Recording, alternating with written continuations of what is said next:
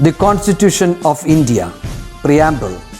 We, the people of India, having solemnly resolved to constitute India into a sovereign, socialist, secular, democratic republic and to secure to all its citizens justice, social, economic and political, liberty of thought, expression, belief, faith and worship, equality of status and of opportunity, and to promote among them all fraternity, assuring the dignity of the individual and the unity and integrity of the nation. In our Constituent Assembly, this 26th day of November 1949, do hereby adopt, enact and give to ourselves this Constitution.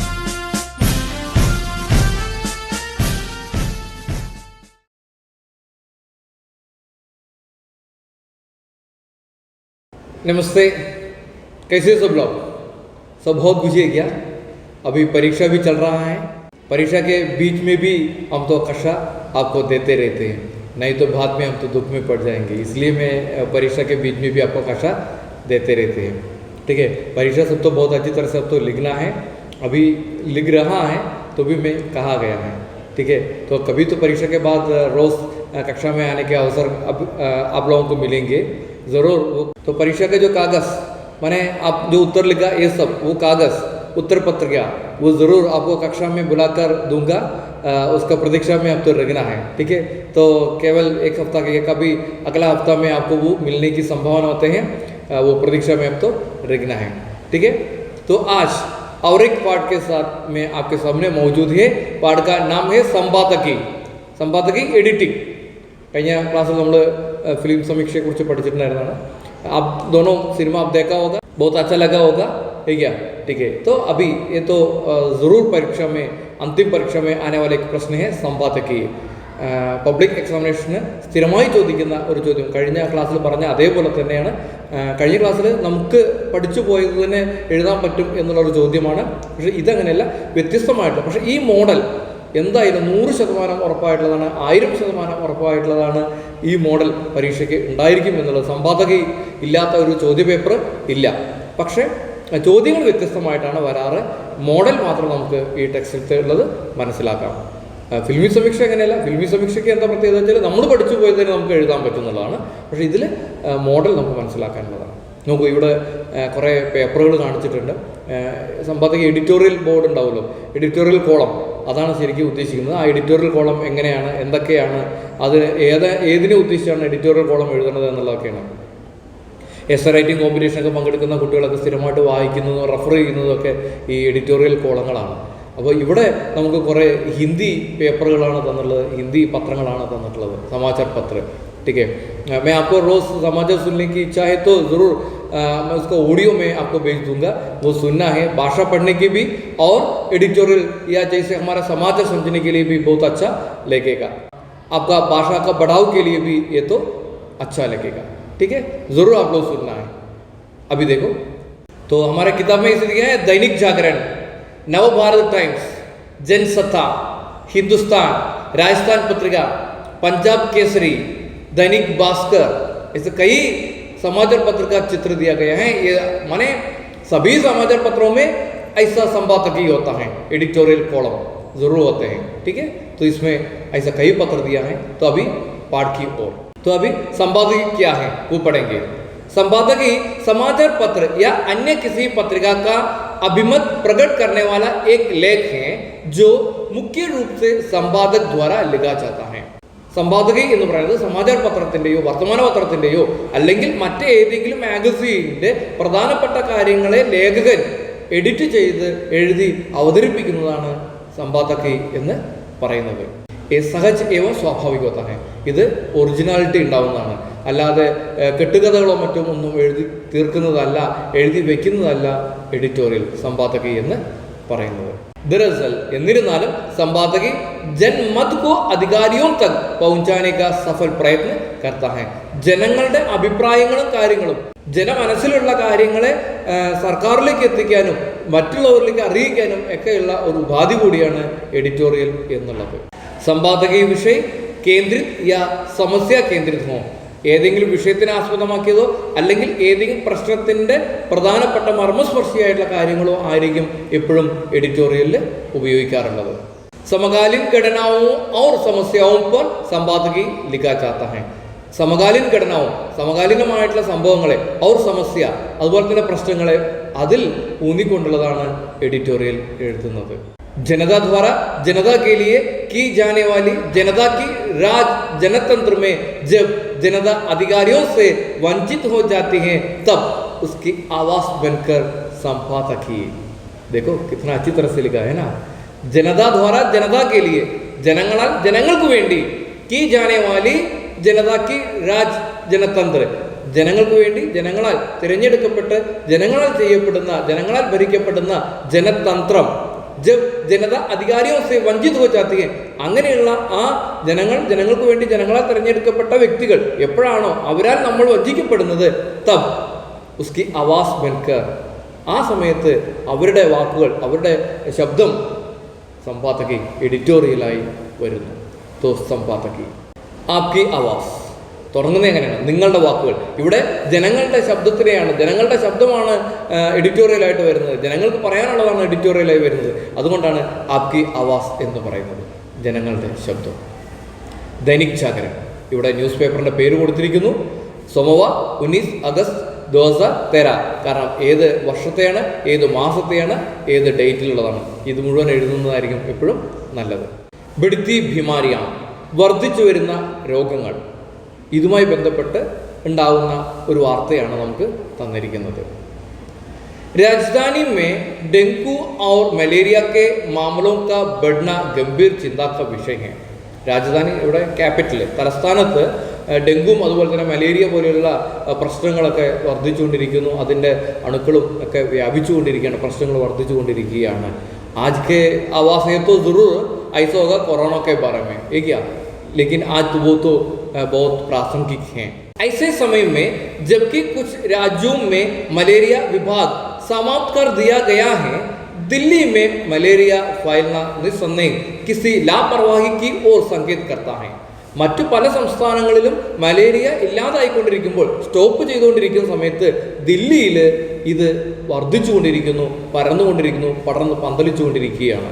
ഇതെന്തായാലും നമുക്ക് പ്രധാനമായിട്ടും മുൻകരുതലെടുക്കേണ്ടതും അതുപോലെ തന്നെ ജനങ്ങളിലേക്ക് അറിയിക്കേണ്ടതുമായിട്ടുള്ള ഒരു വാർത്തയാണ്. ഹർ വർഷ ബർസാത്ത് में बीमारियों का फैलना इस बात का प्रमाण है. എല്ലാ മഴക്കാലത്തും ബർസാത്ത് എന്ന് പറഞ്ഞാൽ മഴക്കാലം, എല്ലാ മഴക്കാലമായി കഴിഞ്ഞാലും ബീമാരിയും കാ ഫൈൽന ഇതുപോലെയുള്ള അണുക്കൾ വളരുക എന്നുള്ളത് ബീമാരി അസുഖം പരക്കുക എന്നുള്ളത് ബാത് പ്രമാൺ ഹെ, അതൊരു തെളിവ് തന്നെയാണ്. ഇത് ഇന്നും ഇന്നലെ തുടങ്ങിയിട്ടുള്ളതല്ല, എല്ലാപ്പോഴും ഉള്ളതാണ്. ഇത് നമുക്ക് എല്ലാവർക്കും അറിയുന്നതും ആണ്. इसका स्थायी निवारण के लिए गंभीर प्रयास नहीं किया जा रहा है. हर वर्ष എല്ലാ വർഷവും ബർസാത്ത് മേ മഴക്കാലമായി കഴിഞ്ഞാൽ ബീമാരിയാം ഫൈൽന ഈ അസുഖങ്ങൾ പരക്കുക എന്നുള്ളത് ഇസ് ബാത് കാ പ്രമാൺ ഹെ കി അത് ഇതിനുള്ള ഒരു തെളിവാണ്, പരിപൂർണമായിട്ട് നമുക്ക് വ്യക്തമായിട്ട് മനസ്സിലാവുന്ന ഒരു കാര്യമാണ്. എന്തെന്നാൽ ഇസ്കെ സ്ഥായി നിവാരൺ കെ ലിയേ ഇതിന് പരിപൂർണമായി ഉന്മൂലനം ചെയ്യാൻ വേണ്ടിയിട്ടുള്ള ഗംഭീർ പ്രയാസ് നഹി കിയാ ജാ റഹാ ഹൈ, അതിനു വേണ്ടിയിട്ടുള്ള ഒരു ശ്രമവും നടത്തിയിട്ടില്ല എന്നുള്ള തെളിവാണ്. കാരണം എല്ലാ മഴക്കാലമായി കഴിഞ്ഞാൽ അസുഖം വർദ്ധിക്കുന്നുണ്ട്, മഴക്കാലമായി അത് വർദ്ധിക്കും, അസുഖം ഉണ്ടാവും, അണുക്കൾ വരും എന്നുള്ളത് മനസ്സിലാക്കി അതിനു വേണ്ട നിവാരണം സർക്കാരിൻ്റെ ഭാഗത്ത് നിന്ന് ചെയ്യേണ്ടതായിട്ടുണ്ട്. പക്ഷേ അത് ഒരിക്കലും ചെയ്ത് കാണുന്നില്ല. അതാണ് ഇതിൽ പറയുന്നത്. स्थिति की गंभीरता का अंदाजा इसी से लगाया जा सकता है कि अकेले यमुना पार इलाके में मलेरिया के 29 मामले सामने आए हैं. स्थिति की गंभीरता का ഈ അവസ്ഥയുടെ ഗംഭീരത എത്രത്തോളം അത് ഗാംഭീര്യമാണ് എന്ന് മനസ്സിലാക്കിക്കൊണ്ട് അതിൻ്റെ ഏകദേശമാണ് അന്താസ ഇസിസെ ലഗായ ജാ സക്തേ. അതുകൊണ്ട് ഏകദേശം നമ്മൾ കണക്കാക്കിയെടുത്തുള്ളത് എന്താ വെച്ച് കഴിഞ്ഞാൽ അഖേലെ യമുന പാർ ഇലാക്കയമേ, വെറും ഈ യമുനയുടെ തീരത്തുള്ള പ്രദേശത്ത് മാത്രം മലേറിയയുടെ 29 മാമലെ ഏകദേശം 29ഓളം പ്രശ്നങ്ങൾ 29 പ്രോബ്ലംസ് സാമനെ ആയേ വന്നിട്ടുണ്ട് എന്നുള്ളതാണ് മനസ്സിലാക്കാൻ സാധിച്ചിട്ടുള്ളത്. हर साल सरकार इन बीमारियों की रोकथाम के लिए उपाय करने की बात कहती है, എല്ലാ വർഷവും ഗവൺമെൻറ് ഇതിനെ ഉന്മൂലനം ചെയ്യാൻ വേണ്ടിയിട്ടുള്ള പ്രശ്നങ്ങളും കാര്യങ്ങളും അതെന്തൊക്കെ ചെയ്യണം എന്നുള്ളതൊക്കെ ഗവൺമെൻറ് പറയുന്നുണ്ട്. ഹർ സാൽ സർക്കാർ ഇൻ ബിമാരിയും കി റോക്താം കെ ലിയെ, എല്ലാ വർഷവും സർക്കാർ ഇതിനെ തടയിടാൻ വേണ്ടി, ഈ അസുഖങ്ങളെ മുഴുവൻ തടയിടാൻ വേണ്ടിയിട്ട് ഉപായ്, അതിനെന്തൊക്കെ ഉപായങ്ങളാണ് വേണ്ടത് എന്നുള്ളത് ബാത് കെത്തി ഹെ, പറയുന്നുണ്ട്. ലേക്കിൻ ബിമാരിയും പർ പ്രഭാവി തരീക്കെ സെ റോഗ് നഹി ലഗായി ജാ സക്തി ഹെ, പക്ഷേ അസുഖത്തിന് ഇന്നും ഒരു കുറവും ഇല്ല. പറയും, പോസ്റ്ററുകളൊക്കെ ഒട്ടിക്കും, കാര്യങ്ങളൊക്കെ പറയും. ഇപ്പോൾ കൊറോണ വരുന്ന സമയത്ത് എല്ലാവരുടെയും പോസ്റ്ററുകളും കാര്യങ്ങളൊക്കെ ഒട്ടിച്ചിട്ട് സാമൂഹിക അകലം പാലിക്കുക എന്നൊക്കെ പറഞ്ഞിട്ട് മറ്റൊക്കെ, പക്ഷേ എത്ര ഭാഗത്ത് അത് പാലിക്കപ്പെടുന്നുണ്ട്? എല്ലാവരും ഒത്തൊരുമിച്ച് തന്നെയാണ് പോകുന്നത്. അപ്പോൾ സർക്കാർ പറയുന്നുണ്ട് പലതും, പക്ഷേ അതിന് വേണ്ട രീതിയിലുള്ള ശ്രമങ്ങളൊന്നും നടത്തുന്നില്ല. ലോഗോं के മലേറിയ की चपेट में आने के बाद ജനങ്ങളിൽ ഈ പറയുന്ന മലേറിയ വന്നതിന് ശേഷം, പിടിപെട്ടതിന് ശേഷം നഗർ നിഗം ने म्यूनसिपालिटी पीड़ित लोगों के घरों व आसपास के इलाकों में दवा का छिड़काव कराने का दावा किया है. കാരണം അസുഖം വന്നതിന് ശേഷം എന്ത് ചെയ്യും? ആ വന്ന ആൾക്കാരുടെ വീടുകൾ പോയി സന്ദർശിക്കലായാലും അവിടെ മരുന്ന് തളിക്കലായാലും അവർക്ക് വേണ്ട മരുന്ന് കൊടുക്കലായാലും ഈ വക കാര്യങ്ങളൊക്കെ ചെയ്യും. അതിനെ തടയിടാനുള്ള പ്രവൃത്തി ഗവൺമെൻറ് ചെയ്യുന്നില്ല. വന്നതിന് ശേഷമുള്ള കാര്യങ്ങൾ മാത്രമാണ് സർക്കാർ ചെയ്യുന്നത്. ലേക്കിൻ എഹ്തിയാത്തി കദം അഗർ പഹലെ ഉടായേ ജാത്തെ തോ, പക്ഷേ മുൻകരുതലായിട്ടുള്ള എഹ്തിയാത്തി എന്ന് പറഞ്ഞാൽ മുൻകരുതലായിട്ടുള്ള ഒരു സ്റ്റെപ്പ് അഗർ പഹലെ ഉടായേ ജാത്തെ തോ, ആദ്യം തന്നെ എടുത്തിരുന്നു എങ്കിൽ ഐസെ ഹാലത്സ്, ഇങ്ങനെയുള്ള പ്രശ്നങ്ങളിൽ നിന്ന് ബജാജ സക്താത്ത, നമുക്ക് രക്ഷപ്പെടാമായിരുന്നു. കൊറോണ ഇവിടെ വരാതിരിക്കാനുള്ള ശ്രമങ്ങളും കാര്യങ്ങളൊക്കെ നടത്തി അതിനെ ഉന്മൂലനം ചെയ്യുന്നത് വരെ ഗവൺമെൻറ് എത്തിയതാണ്. പക്ഷേ അതിനു വേണ്ട പിന്നീട് ഫോറിൽ നിന്നൊക്കെയുള്ള ആൾക്കാരെ വരുന്ന സമയത്ത് അവരെ ഏത് രീതിയിൽ സംരക്ഷിക്കണം എന്നൊക്കെ പറയുകയൊക്കെ ചെയ്തു. പക്ഷേ അതൊന്നും പ്രാവർത്തികമാക്കിയില്ല. അങ്ങനെയാണ് കൊറോണ കേരളത്തിനെ വല്ലാതെ ബാധിച്ചത്. അപ്പോൾ ഇതുപോലെ കാര്യങ്ങൾ പറയുക മാത്രമല്ല, അത് പ്രവൃത്തിയിൽ കൂടി കൊണ്ടുവരേണ്ടതായിട്ടുണ്ട്. പലരും അങ്ങനെയാണ്, പ്രവൃത്തിയിലേക്ക് വരുന്നത് കുറവായിരിക്കും, പറയുന്നത് വളരെ കൂടുതലായിരിക്കും. അങ്ങനെ ആവാൻ പാടില്ല എന്നാണ് പറയുന്നത്. इस बात से कतई इनकार नहीं किया जा सकता कि बारिश के दिनों में बड़ी संख्या में मच्छर पैदा होने एक सामान्य बात है. നമുക്ക് ഇതിൽ നിന്ന് മനസ്സിലാക്കാൻ പറ്റുന്നത് തീർച്ചയായിട്ടും നമുക്ക് തീർച്ചയായിട്ടും ഇൻകാർ നഹി കിയാ ജാ സക്ത, നമുക്ക് ഒരിക്കലും ഒഴിച്ചുകൂടാൻ പറ്റില്ല, നമുക്ക് മാറ്റി നിർത്താൻ പറ്റില്ല. എന്ത്? കി ബാരിഷ് കെ ദിനോമേ, മഴക്കാലമായി കഴിഞ്ഞാൽ ബഡി സംഖ്യമേ, വളരെ കൂടുതൽ മച്ചർ പൈദാ ഹോന ഏക് സാമാന്യ ബാത്ത് ഹേ, കാരണം ധാരാളം കൊതു വളരും എന്നുള്ളത് ഒരു സാമാന്യമായിട്ടുള്ള കാര്യം തന്നെയാണ്, നമുക്കത് എല്ലാവർക്കും അറിയുന്നതാണ്. അപ്പോൾ അതിനു മുമ്പ് തന്നെ എവിടേക്കാണോ വെള്ളം കെട്ടി നിൽക്കാൻ സാധ്യതയുള്ളത് അത് മുഴുവൻ ഇല്ലാതാക്കുക, ഈ വക സ്റ്റെപ്പുകളാണ് ചെയ്യേണ്ടത്. ഇതൊക്കെ പറയും, പക്ഷെ ഒന്നും പ്രവൃത്തിയിൽ കൊണ്ടുവരുന്നില്ല. ജിസ്കെ പരിണാം സ്വരൂപ് മലേറിയ വ ഡെങ്കു ജേസി ബിമാരിയ ജന്മലെത്തിങ്ങെ, അതുകൊണ്ട് തന്നെ അതിൻ്റെ പരിണാമ സ്വരൂപമായിട്ട് എന്ത് സംഭവിക്കുന്നു? മലേറിയയും ഡെങ്കുവും പോലെയുള്ള അസുഖങ്ങളൊക്കെ വർദ്ധിക്കും ചെയ്യുന്നു. लेकिन मच्छरों के पैदा होने से रोकने के लिए ये आवश्यक है कि सरकारी स्तर पर इसके लिए अवलिंब गंभीर प्रयास किया जाए. പക്ഷെ ആദ്യം തന്നെ ഈ കൊതു വളരാതിരിക്കാനുള്ള സ്റ്റെപ്പുകൾ എന്തൊക്കെയാണ്, അത് വളർന്ന് പരക്കാതിരിക്കാൻ എന്തൊക്കെയാണ് ചെയ്യേണ്ടത്, അതാണ് ഗവൺമെൻറ് എടുക്കേണ്ട സ്റ്റെപ്പുകൾ. പക്ഷെ അത് ഗവൺമെൻറ് കൃത്യമായിട്ട് ചെയ്യുന്നില്ല. മലേറിയയ്ക്ക് ബഡ്ത്തെ മാമലെ को रोकने की जिम्मेदारी सरकार व स्थानीय प्रशासन की अवश्य है. लेकिन दिल्ली वासियों को भी इस कार्य में पूरी तरह सहयोग करना चाहिए. മലേറിയ के बढ़ते मामले को, ഈ വർദ്ധിച്ചു വരുന്ന മലേറിയ को रोकने की, അത് തടയാനുള്ള ജിമ്മേദാരി റെസ്പോൺസിബിലിറ്റി സർക്കാർ വ സ്ഥാനീയ പ്രശാസൻ की आवश्यक है. അത് സർക്കാരിനും ഉണ്ട്, അതുപോലെ തന്നെ ഓരോ ഭരണകർത്താക്കൾക്കും ഉണ്ട്. പ്രശാസൻ ഭരണകർത്താക്കൾ, അവർക്കും ഇതിൻ്റെ ഉത്തരവാദിത്വമുണ്ട്. ലേക്കിൻ ദില്ലി വാസിയോ കൂബി, മാത്രമല്ല ദില്ലിവാസി എന്ന് പറഞ്ഞാൽ ദില്ലിയിൽ താമസിക്കുന്ന വ്യക്തികൾക്കും ഈ കാര്യത്തിൽ പൂരി തര സഹयोग करना चाहिए, അവരും ഇതിൽ യോജിക്കണം. കാരണം നേരത്തെ ഞാൻ പറഞ്ഞ പോലെ തന്നെ കൊറോണയുടെ കാര്യം സർക്കാരും കാര്യങ്ങളൊക്കെ പറഞ്ഞു, പക്ഷേ ജനങ്ങൾ സഹകരിച്ചിട്ടില്ലെങ്കിലോ യാതൊരു സംശയമില്ല, ജനങ്ങൾക്ക് തന്നെയാണ് അത് അപകടമായി ഭവിക്കുക. അപ്പോൾ അവിടെ ദില്ലിയിലെ ജനങ്ങളും ഇതിന് സഹകരിച്ചിട്ടില്ലെങ്കിൽ ഇതിന് പരിപൂർണമായിട്ട് വിജയം ഉണ്ടാവില്ല. അപ്പോൾ ദില്ലിയിലെ ജനങ്ങളും ഇതിനു വേണ്ടി പരിശ്രമിച്ച് മതിയാവും. ഏതോ സമ്പാദിക്ക ഏക് നമൂന ഹെ, എഡിറ്റോറിയലിൻ്റെ ഒരു മോഡലാണ് ഇത് തന്നിട്ടുള്ളത്. അപ്പോൾ പേപ്പറിൻ്റെ ഏത് ന്യൂസ് പേപ്പറാണെന്നുള്ളതിൻ്റെ ഹെഡിങ്, ഏത് ദിവസം, ഏത് ഡേറ്റ്, ഏത് വർഷം, ഏത് മാസം, ഈ കാര്യങ്ങളെല്ലാം ഉൾപ്പെടുത്തി ആണ് നമ്മൾ സമ്പാദകി എഴുതുന്നത്. ഇതിൽ നമുക്ക് 1-2 ക്വസ്റ്റ്യൻസ് ഉണ്ട്. ആ ക്വസ്റ്റ്യൻസ് തരാം, നിങ്ങൾ ആ സമ്പാദകി എഴുതി എനിക്ക് അയച്ചു തരാം. അപ്പോൾ അതിലെന്തെങ്കിലും മിസ്റ്റേക്കോ കാര്യങ്ങളുണ്ടെങ്കിൽ ഞാൻ വോയിസ് മെസ്സേജിലൂടെ നിങ്ങൾക്കത് പറഞ്ഞു തരുകയും ചെയ്യാം. ठीक है, तो अभी अनुवर्ती कार्य पहला चर्चा करें, चर्चा नहीं व्याख्या करें. संपादकीय लेखन कैसे, സമ്പാദക ലേഖൻ എങ്ങനെയൊക്കെയാണ് എന്നുള്ളതാണ്. അപ്പോൾ നമുക്കിത് കാര്യങ്ങൾ പറഞ്ഞുതരാം, എന്തൊക്കെ കാര്യങ്ങൾ ഉൾപ്പെടുത്തണം എന്നുള്ളതാണ് ഇതിൽ പറയുന്നത്. വിഷയ്ക്ക് ചുനാവ്, ഒരു വിഷയം തിരഞ്ഞെടുക്കണം. വിഷയ്ക്ക് ജറൂരി തദ്യ, അത്യാവശ്യമായിട്ടുള്ള വിഷയമാണോ, അതിൻ്റെ മൂല്യമുള്ളതാണോ എന്ന് മനസ്സിലാക്കുക. സമസ്യ പ്രസ്തുതിക്ക ഡാഞ്ച, അതുപോലെ തന്നെ സമസ്യ എന്ത് പ്രശ്നമാണ് എന്നുള്ളതിൻ്റെ ഒരു ചട്ടക്കൂട് അതിന് ഉണ്ടായിരിക്കണം, ഒരു ഫ്രെയിം അതിന് ഉണ്ടായിരിക്കണം. സമർത്ഥൻ ക തരിക, അതെങ്ങനെ ഇല്ലാതാക്കാം അല്ലെങ്കിൽ അതിൻ്റെ കാരണങ്ങൾ എന്താണ് എന്ന് സമർത്ഥിക്കാനുള്ള മെത്തേഡ് ഉണ്ടായിരിക്കണം. സമ്പാദിക ഭാഷ, എഡിറ്റോറിയൽ ഭാഷ, കോമഡി കാര്യങ്ങളൊന്നും ഉപയോഗിച്ചുകൊണ്ടല്ല അത് എഴുതുന്നത്, അതിൻ്റേതായിട്ടുള്ള സീരിയസിലാണ് അത് എഴുതുക. അപ്പോൾ ആ ഒരു മെത്തേഡ്, അതിൻ്റേതായിട്ടൊരു ഭാഷാ പ്രയോഗം അതിന് ഉണ്ടായിരിക്കണം. ശീർഷക്, നല്ലൊരു ഹെഡിങ് കൊടുത്തിരിക്കണം. ആർക്കും ആകർഷകമായിട്ടുള്ള, പെട്ടെന്ന് കണ്ടാൽ അത് വായിച്ച് മനസ്സിലാക്കണമെന്ന് തോന്നലുണ്ടാക്കുന്ന രീതിയിലുള്ള ഹെഡിങ്ങുകളൊക്കെ ആയിരിക്കണം അതിൽ ഉണ്ടാവേണ്ടത്.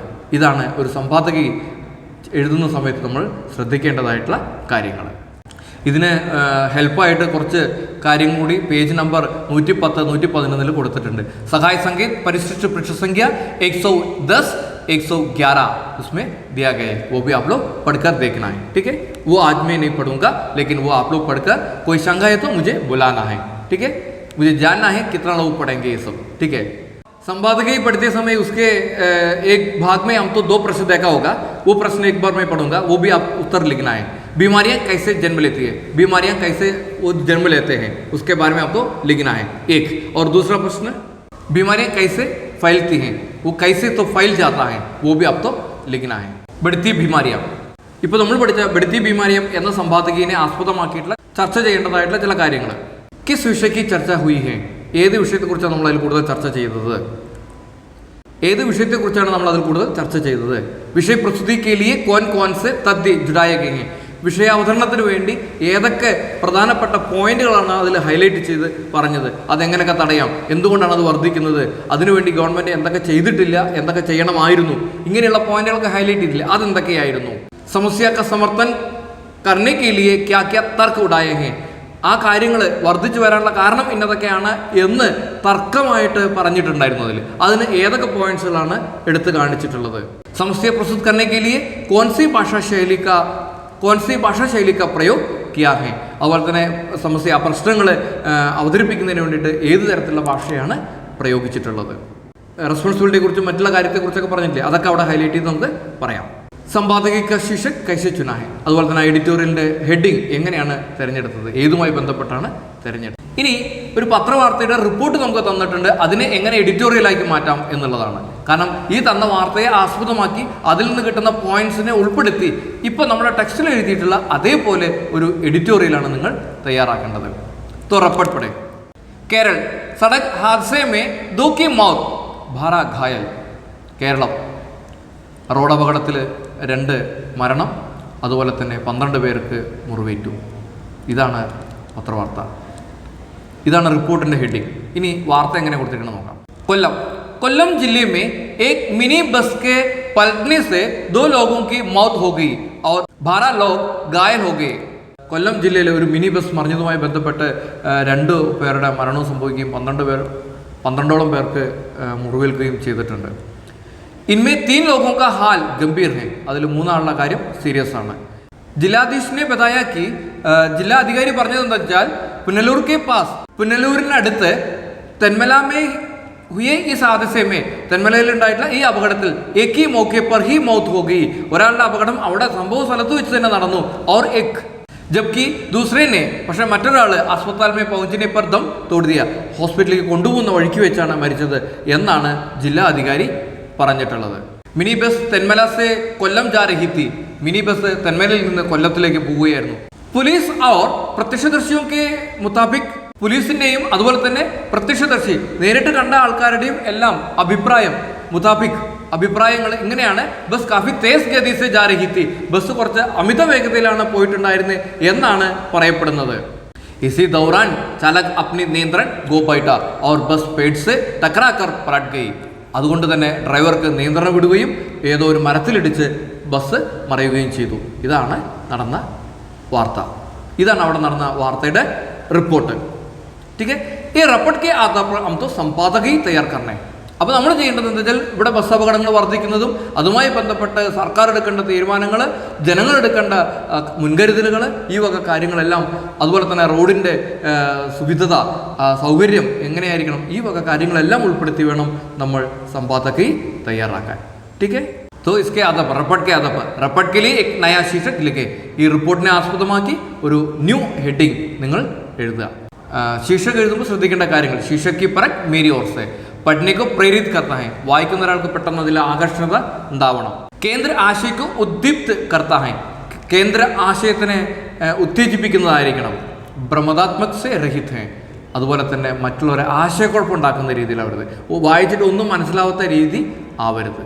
ठीक है, निम्नलिखित बिंदुओं की सहायता से बढ़ती सड़क दुर्घटनाएं पर संपादकी तैयार करें. താഴെ കൊടുത്തുള്ള പോയിന്റ്സിനെ വെച്ചുകൊണ്ട് ബിടുത്തി സഡക് ദുർഘടന, വർദ്ധിച്ചു വരുന്ന റോഡപകടം എന്നതിനെ ആസ്പദമാക്കി ഒരു റിപ്പോർട്ട്, സമ്പാദകി, ഒരു എഡിറ്റോറിയൽ തയ്യാറാക്കുക. കച്ചി ടൂട്ടി സടക്കെ, പൊട്ടിപ്പൊളിഞ്ഞ റോഡ്. ഗാഡിയോं की बढ़ती സംഖ്യ, വർദ്ധിച്ചു വരുന്ന വാഹനങ്ങൾ. ട്രാഫിക് നിയമോं का ഉല്ലംഘൻ, ട്രാഫിക് നിയമങ്ങളെ ലംഘിക്കുന്നത്. നശീലി ചീസോं का ഉപയോഗം, ലഹരി പദാർത്ഥങ്ങൾ ഉപയോഗിച്ച് വണ്ടി ഓടിക്കൽ. നിയമോं का സഖ്ത് പാലൻ, നിയമം കൃത്യമായി പാലിക്കപ്പെടാതിരിക്കൽ. ജാഗരൺ കാര്യക്രമം, ജാഗരൂകരായിരിക്കേണ്ട, ശ്രദ്ധിക്കേണ്ടതായിട്ടുള്ള കാര്യങ്ങൾ. നമ്മൾ ഏതൊക്കെ കാര്യങ്ങളാണ് കൂടുതൽ അറ്റൻഷൻ ആവേണ്ടത് എന്നുള്ളത്. സമ്പാദകി പറക് മേരി ഓർ സെ, സമ്പാദകി എഴുതുന്ന സമയത്ത് ഞാൻ എന്തൊക്കെ ശ്രദ്ധിക്കണം. തദ്യോം കി സഡിക് പ്രസ്തുതി ഹുയി ഹെ, കാര്യങ്ങളെ കൃത്യമായി അവതരിപ്പിച്ചിട്ടുണ്ട്. സമസ്യക്ക് വിഭിന്ന കാരൻ പ്രസ്തുത് കിയ ഹെ, സമസ്യ പ്രോബ്ലത്തിൻ്റെ എന്തൊക്കെ കാരണങ്ങളാണ് എന്നുള്ളത് ഞാൻ പ്രസിദ്ധീകരിച്ചിട്ടുണ്ട്. സമസ്യ സമാധാനക്ക് സുझाव പ്രസ്തുത് കിയ ഹെ, സമസ്യ സമാധാൻ, ആ പ്രോബ്ലം എങ്ങനെ തരണം ചെയ്യാം അതിനുള്ള നിർദ്ദേശങ്ങൾ ഞാൻ കൊടുത്തിട്ടുണ്ട്. ഇതൊക്കെ എഡിറ്റോറിയൽ എഴുതുമ്പോൾ വേണം എന്നാണ് പറയുന്നത്. അനാവശ്യ വിസ്താർ നഹിയെ, ആവശ്യമില്ലാതെ ഒരുപാട് വിസ്തരിച്ച് എഴുതിയിട്ടില്ല. ജനറലൈസ് എഴുതുന്ന പോലെ 8-10 പേജ് എഴുതേണ്ട കാര്യമൊന്നുമില്ല. ഇത് ഏകദേശം ഒരു 1.5 പേജൊക്കെ എഴുതിയ ധാരാളമായി കഴിഞ്ഞു. അപ്പോൾ ഒരുപാട് വിസ്തരിച്ച് കാര്യങ്ങൾ പറയാതെ ഉള്ളതിനെ ഒതുക്കി പറയാൻ ശ്രമിച്ചിട്ടുണ്ട്. ആകർഷക് ശീർഷക്, നല്ല ആകർഷകമായിട്ടുള്ള ഹെഡിങ്ങും കൊടുത്തിട്ടുണ്ട്. तो केवल इतना है संपादकी. तो संपादकी लिखते समय हम तो किन किन बातों पे ध्यान रखना, किस प्रकार लिखना, उसमें क्या क्या होना चाहिए, ये सब इसमें कहा गए हैं. टेक्स्ट में ठीक तरह से ये सब कहा है. मैं तो एक्सप्लेन भी किया है, व्याख्या भी किया है. कोई शंका तो ज़रूर मुझे बुलाना है, मैं तो वॉइस मैसेज के द्वारा आपको ज़रूर वो बता दूंगा. ठीक है, नहीं तो यहाँ पे आकर शंका समाधान के लिए आपको मित्रों को एक दल के रूप में 10 या 5 लोगों को एक साथ यहाँ पे आकर आपको शंका समाधान भी कर सकता है. ज़रूर मैं वो तो बता दूंगा, क्योंकि परीक्षा में ज़रूर ये प्रश्न आएंगे. ठीक है, तो आज की कक्षा केवल इतना है. ठीक है, तो अच्छा, धन्यवाद सबको और अच्छे दिन की शुभकामनाएं. तो बाद में मिलेंगे, सीधा मिलने तो सीधा मिलेंगे, या परीक्षा के समय अभी आ रहा है क्या तो मिल सकता है. ठीक है, तो बाय.